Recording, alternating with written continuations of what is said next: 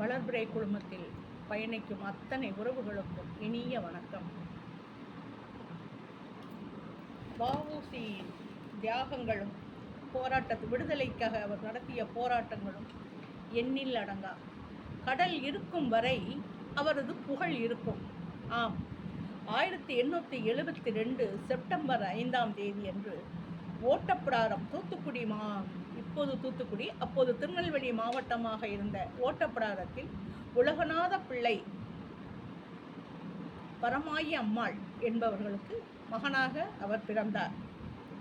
மிகுந்த செல்வ செழிப்புள்ள குடும்பத்தில் பிறந்த அவர் பிறக்கும் போதே மிகுந்த பணக்கார செல்வ செழிப்பில் வளரும் சூழலில் வாழ்ந்தார்.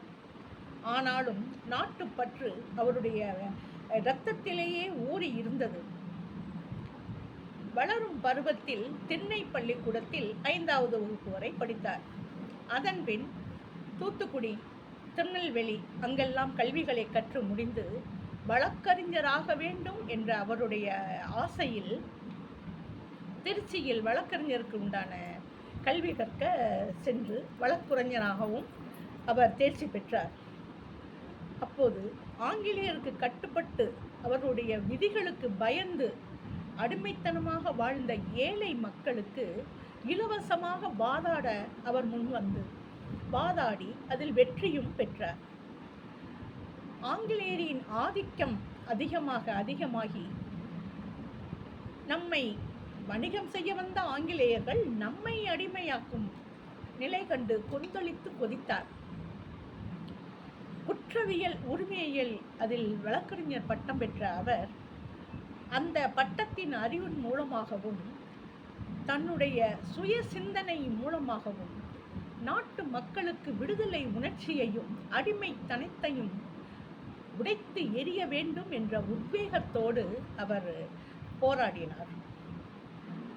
அவருடைய இந்த திறன்களை புரிந்து கொண்ட ஆங்கிலேயர்கள் அவரை எதிர்த்து அவர் மீது இல்லாத குற்றங்களை சுமத்தி பழி தீர்க்க நினைத்து அவரை சிறையில் அடைத்தனர்.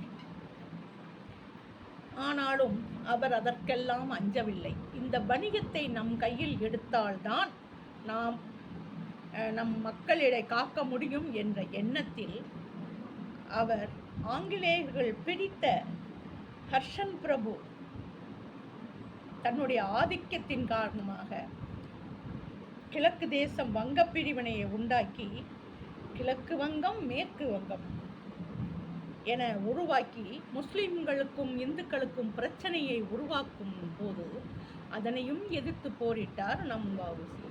தனியாக கப்பல் செலுத்தினால்தான் வணிகத்துக்கு உதவியாக இருந்து வணிகத்தால் நாம் நாடை இந்த அடிமைத்தனத்தில் விடுவிக்க முடியும் என்ற எண்ணத்தில் கப்பலோட்டிய தமிழராக அவர் நம் மனதில் இன்றளவும் நிலைத்து நிற்கிறார். இந்த இவருடைய ஆங்கிலேயரின் தகாத நடவடிக்கைகளினால் மிகவும் மனம் வெறுத்து தனக்குள்ளே ஒரு வீராப்புடன் இலங்கையில் வணிகம் செய்வதற்கு கப்பலை இயக்கிய முதல் கப்பலோட்டிய தமிழன் என்ற பெயர் பெற்றவர் வ.உ. சிதம்பரனார் ஆவார்.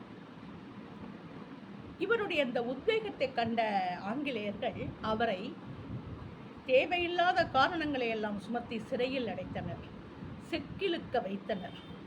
உண்ண உணவுக்கு புளித்த கஞ்சிகளை, அதில் புழுக்கள் நெளிய உள்ள அந்த கஞ்சியை உணவாக கொடுத்தனர். அப்போதும் அவர் அஞ்சவில்லை, எதற்கும் அவர் மனம் தளரவில்லை.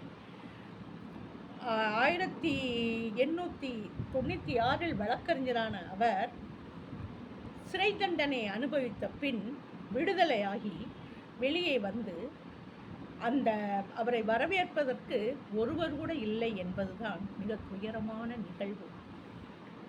அவருடைய வெளிவந்த அவர் 1936ஆம் ஆண்டு நவம்பர் 18ஆம் நாள் இவ்வுலகை விட்டு மறைந்தார். உலகை விட்டு தானே மறைந்தார்.